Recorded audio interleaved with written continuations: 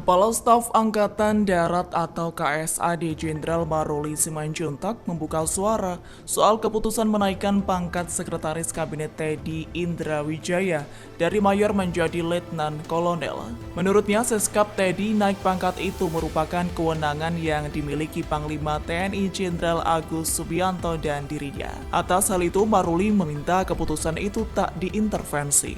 Pasalnya, ia menilai kenaikan pangkat tersebut dilakukan dengan cara-cara yang profesional. Lantas KSAD justru mempertanyakan sejumlah pihak yang mempersoalkan kenaikan pangkat itu. Maruli juga menjelaskan bahwa kenaikan pangkat itu karena Teddy dinilai mampu bekerja dengan baik, terlebih dalam membantu Presiden Prabowo Subianto.